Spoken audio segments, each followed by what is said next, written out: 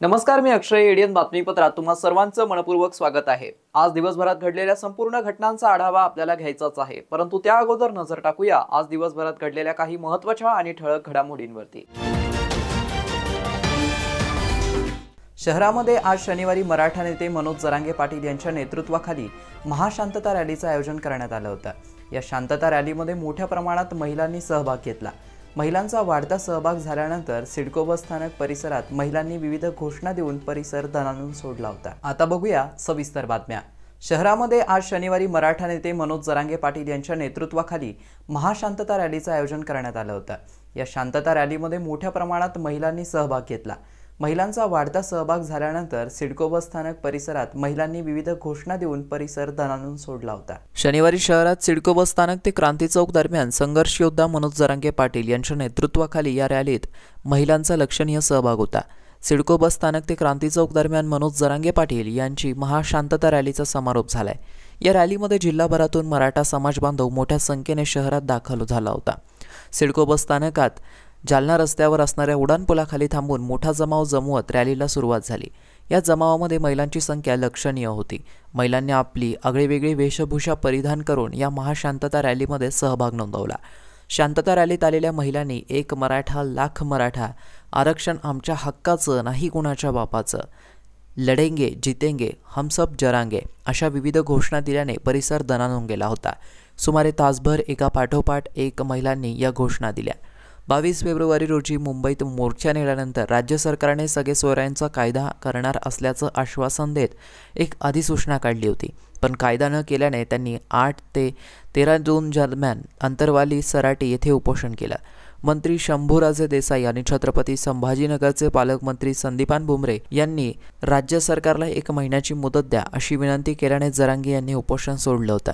राज्य सरकारने मात्र केवळ वेळ काढू सुरू केल्याने लक्षात येताच जरांगे यांनी 6 जुलैपासून मराठवाड्यातील विविध शहरात महासंवाद आणि महाशांतता रॅली सुरू केली.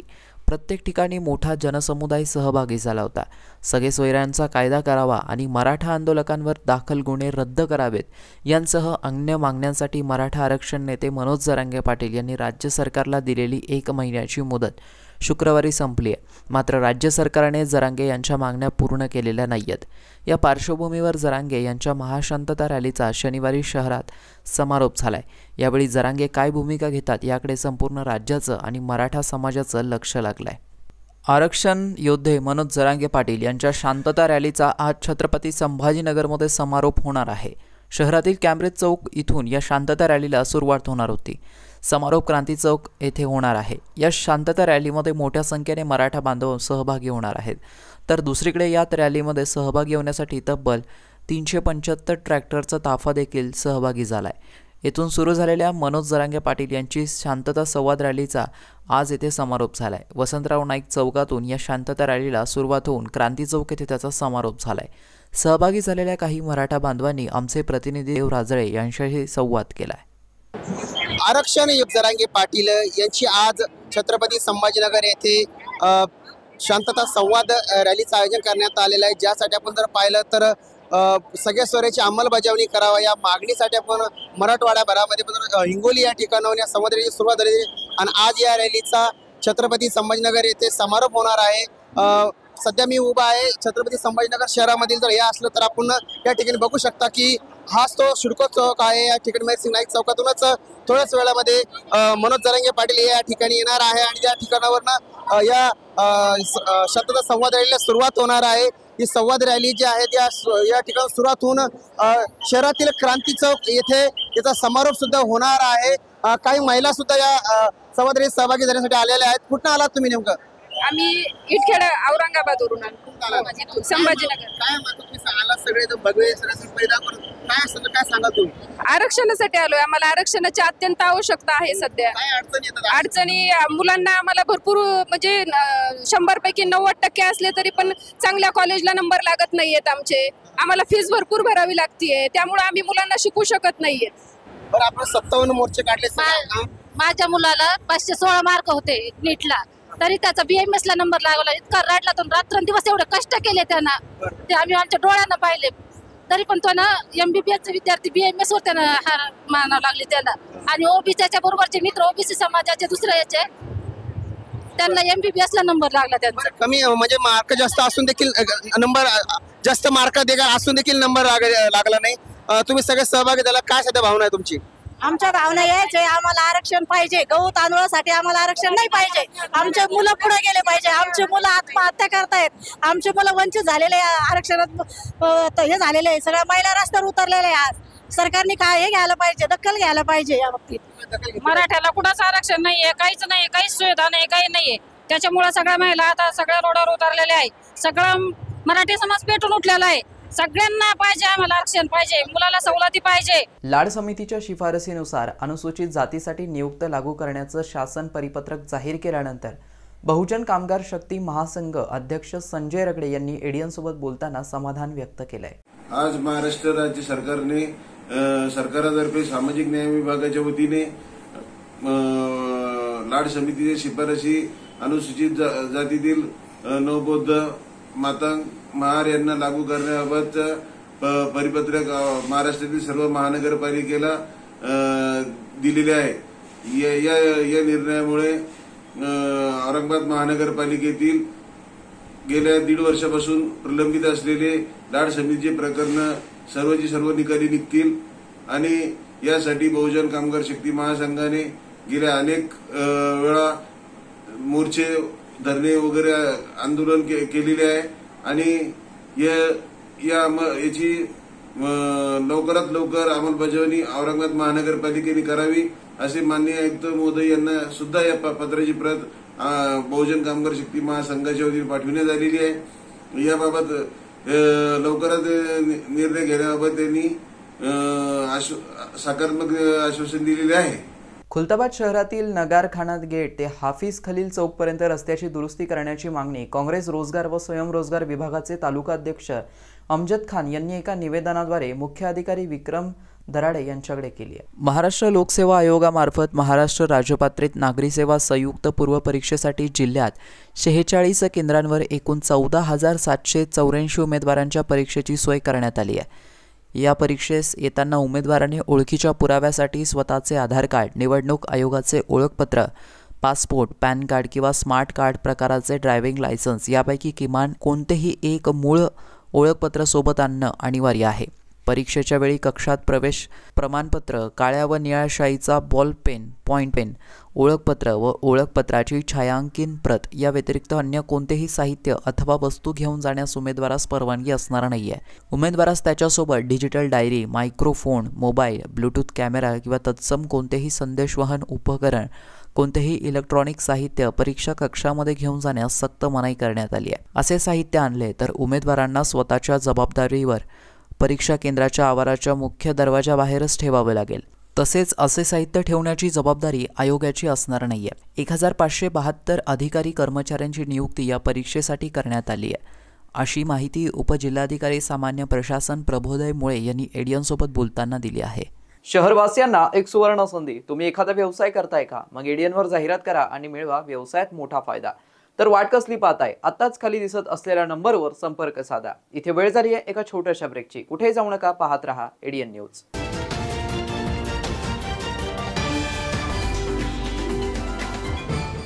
विवेकानंद शिक्षण संस्था संचलित विवेकानंद कला सरदार दलीप सिंग वाणिज्य व विज्ञान महाविद्यालय समर्थनगर, छत्रपती संभाजीनगर, शासन मान्य अनुदानित महाविद्यालय. शैक्षणिक वर्ष 2024-2025. NEP राष्ट्रीय शैक्षणिक धोरणानुसार प्रवेश प्रक्रिया व नोंदणी चालू आहे.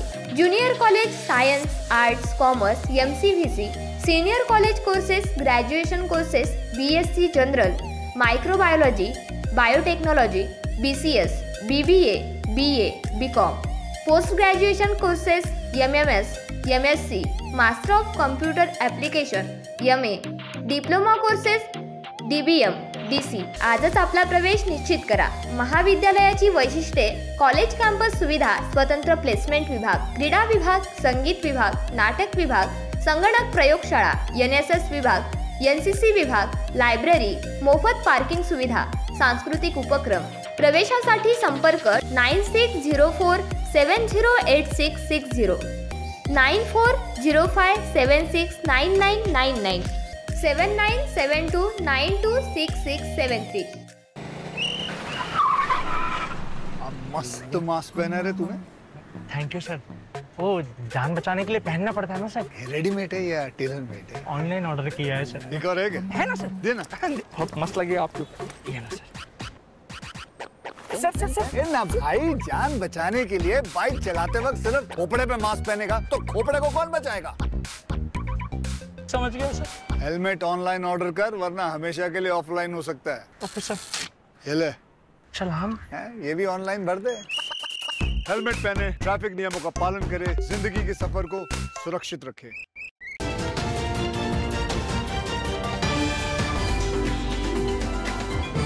ब्रेक नंतर पुन्हा एकदा स्वागत. आपण बघत आहात एडीएन बातमीपत्र. खासदार बॅरिस्टर असिदुद्दीन ओवेसी हे आगामी निवडणुकीच्या पार्श्वभूमीवर रणनीती आखण्यासाठी शहरात आले असता त्यांनी माध्यमांशी संवाद साधत पक्षाची भूमिका सांगितली आहे. पूरे 48 लोकसभा सीट में एक मर्द खड़ा हुआ था जिसका नाम इम्तियाज जलील था. पूरे मिलके उसको हराने पे लग गए. हाँ सुनिए, एक मिनट ठहरिए. आप गिराने की बात कर रहे हैं, इम्तियाज जलील गिराने में सबका हाथ है. कोई सामने से हमला करा, कोई पीछे से करा, कोई साइड से करा, वो सब महाराष्ट्र की जनता देख चुकी है. सुनिए सुनिए सुनिए सुनिए, आपका सवाल हो गया, जवाब सुनो. अब हम एक पॉलिटिकल पार्टी है, हम लड़ते हैं, हम जीतने के लिए लड़ते, किसी को हराने के लिए, गिराने के लिए नहीं. ये कोई कुश्ती का दंगल नहीं है कि चित करके गिरा देना, कि बॉक्सिंग मैच नहीं है पंच मार के गिरा देना. एक जमहूरियत डेमोक्रेसी में एक डेमोक्रेटिक पॉलिटिकल फाइट होती है. अम्बेडकर को आपने 100 सीटें मांगी थी, तब आप साथ में थे. नहीं, आपको नहीं, आप झूठ बोल रहे हैं, आपको नहीं मालूम, झूठ बोल रहे हैं आपको झूठ बोल रहे हैं. देखिए आप सवाल करिए, अपना ऑब्जर्वेशन मत दीजिए. आपका ऑब्जर्वेशन है, बाहर लेके जाइए. एज अ जर्नलिस्ट आप सवाल करिए, मैं सुनने तैयार हूं. मगर अलायंस क्यों टूटा, जब मैं किताब लिखूंगा बताऊंगा आपको. मगर हमारी वजह से नहीं टूटा अलायंस. अभी आप अधिवेशन में गए होंगे. कौन से? अभी लोकसभा के. हाँ गए ना. पिछले 5 साल आपके साथ कोई तो भी बैठता था. अभी जब आप गए तो वहाँ पे याद आएगा. मैं यकीनन इम्तियाज जलील मेरे को बहुत याद आया. इम्तियाज जलील मैं जब ओथ लिया तो मेरा ओथ बड़ा फेमस हो गया पूरी दुनिया में. आप लोगों ने, आपका शुक्रिया बहुत बहुत, थैंक यू वेरी मच. नहीं सुने को ठहरो. इम्तियाज जलील मेरे को पैगाम भेजा है, असद भाई आप ओथ लिए और बहुत अच्छा लिए.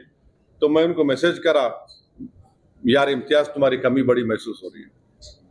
यकीनन मेरे को कमी महसूस हो रही है. हम 2 थे भाई, मगर पूरों पे भारी थे हम लोग. मगर ठीक है, अल्लाह का जो फैसला है, मैं अकेला हूं तो लड़ेंगे, कोशिश करेंगे. मैं पहले भी 15 साल अकेले था और अपनी जितनी मुझसे कोशिश हो सकती है इंशाल्लाह मैं कोशिश करूंगा, अपनी बात को रखूंगा.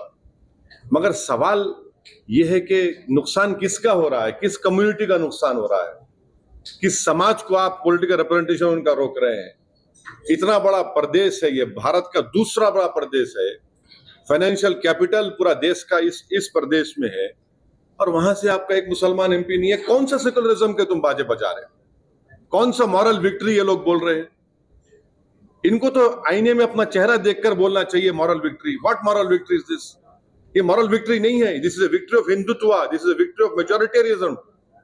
ये है सच्चाई. महाराष्ट्र लोकसेवा आयोगामार्फत महाराष्ट्र राजपत्रित नागरी सेवा संयुक्त पूर्व परीक्षा रविवारी 21 जुलै सकाळी 10 ते दुपारी 12 वाजेपर्यंत 3 ते 5 अशा 2 सत्रात आयोजित करण्यात आली आहे. खुलताबाद शहरातील मुख्य रस्ता नगारखाना गेट ते हाफिज खलील चौक या रस्त्याची अक्षरशः चाळणी झालेली दिसते. मागील 5 वर्षांपासून सदर रोडची डागडुजी व दुरुस्ती झालेली नाहीये, त्यामुळे मुख्य सडकवर जागोजागी खड्डे पडलेत. येणाऱ्या जाणाऱ्या तसेच वाहन चालकांना याचा फार त्रास सहन करावा लागतोय. शिवाय या रोडवर विदेशी पर्यटकांचा वावर जास्त असतो, त्यांना सुद्धा याचा त्रास होत असून तात्काळ रस्त्यांवरती डांबरीकरण आणि सिमेंटीकरण करून रस्त्याची दुरुस्ती करावी अशी मागणी करण्यात आली असून मागणी मान्य न झाल्यास लोकशाही मार्गाने नगर परिषद कार्यालयासमोर आंदोलन करण्यात येईल असंही या निवेदनात म्हटलंय। यावेळी सय्यद इब्राहिम, आमिर खान, शेख अली, बाबा शाह, आझर शेख, रिजवान शाह यांच्यासह नागरिकांनी मोठ्या संख्येने उपस्थिती दर्शवली होती। एडीएनसाठी तालुका प्रतिनिधी हुसेन पटेल, खुलताबाद। शहर पोलीस आयुक्त कार्यक्षेत्रात विमानतळाच्या आजूबाजूच्या परिसरात असणारे फार्म हाऊस, मंगल कार्यालय येथील विवाह सोहळा तसेच अन्य सामाजिक कार्यक्रमांमध्ये लेझर लाईट्स, डीम लाईट्सच्या वापरावर बंदी घालण्याचा आदेश पोलीस आयुक्त प्रवीण पवार यांनी निर्गमित केलाय। भारतीय नागरिक सुरक्षा संहिताचं कलम अन्वय प्राप्त अधिकाराचा वापर करून जारी केलेल्या आदेशात म्हटलं आहे की पोलीस आयुक्तालय हद्दीतील सर्व फार्म हाऊस, मंगल कार्यालय, विवाह सोहळा, सामाजिक कार्यक्रम आयोजक, मालक आणि लेझर लाईट्स, बीम लाईट्स यांचा वापर करू नये, कारण अशा वापर केल्यामुळे पायलटच्या दृश्यात अडथळा निर्माण होऊन लँडिंग व टेक ऑफ करण्यापूर्वी लक्ष विचलित होऊन दुर्घटना होण्याची शक्यता नाकारता येत नाही। या आदेशाचं उल्लंघन करणाऱ्यांवर भारतीय न्याय संहितेचे कलम 223 अन्वय व प्रचलित कायद्यानुसार कारवाई करण्यात येईल व तो शिक्षेस पात्र राहील असंही आदेशात म्हटलंय। जिल्ह्यात सन 2020 व 21, सन 2022 व जून 2023 या कालावधीत ग्रामपंचायतीच्या सार्वत्रिक पोटनिवडणुकीत राखीव जागांवरती निवडून आलेल्या सर्व संबंधित उमेदवारांना जात वैधता प्रमाणपत्र सादर करण्यासाठी दिलेल्या मुदत दिनांक 9 रोजी संपुष्टात आली असून त्यांनी आपले वैधता प्रमाणपत्र दिनांक 19 पर्यंत सादर करावं असं जिल्हाधिकारी दिलीप स्वामी यांनी कळवलंय। जिल्ह्यात सन 2020 ते 21, सन 2022 व जून 2023 पर्यंत राज्य निवडणूक आयोगाचे प्रत्यक्ष निवडणूक कार्यक्रम जिल्हानिहाय पार पाडलेल्या ग्रामपंचायतीच्या सार्वत्रिक पोटनिवडणुकीत राखीव प्रवर्गातून निवड आलेल्या उमेदवारांनी त्या ग्रामपंचायतीचे ग्रामसेवक यांच्याकडे वरील शासन अध्यादेशानुसार दिलेल्या 12 महिन्यांच्या मुदतवाढीच्या कालावधीत जात वैधता समितीकडून प्राप्त झालेल्या जात वैधता प्रमाणपत्रांची साक्षांकित प्रत दिनांक 19 जुलै 2024 रोजी पावेतो न चुकता सादर करावी। संबंधितांनी जात वैधता प्रमाणपत्राची प्रत सादर न केल्यास महाराष्ट्र ग्रामपंचायत अधिनियम 1958 चे कलम 10(1)(अ), कलम 30(1)(अ) मधील तरतुदीनुसार कार्यवाही करण्यात येईल। याची सर्व संबंधितांनी नोंद घ्यावी असं जिल्हाधिकारी दिलीप स्वामी यांनी कळवलं आहे। शेवटी पुन्हा एकदा नजर टाकूया आज दिवसभरात घडलेल्या काही महत्त्वाच्या आणि ठळक घडामोडींवरती। शहरामध्ये आज शनिवारी मराठा नेते मनोज जरांगे पाटील यांच्या नेतृत्वाखाली महाशांतता रॅलीचं आयोजन करण्यात आलं होतं। या शांतता रॅलीमध्ये मोठ्या प्रमाणात महिलांनी सहभाग घेतला। महिलांचा वाढता सहभाग झाल्यानंतर सिडको बस स्थानक परिसरात महिलांनी विविध घोषणा देऊन परिसर दणाणून सोडला होता। आणि याबरोबरच हे बातमीपत्र इथेच संपलं। तोपर्यंत पाहत रहा आपल्या हक्काचं बातमीपत्र एडीएन न्यूज।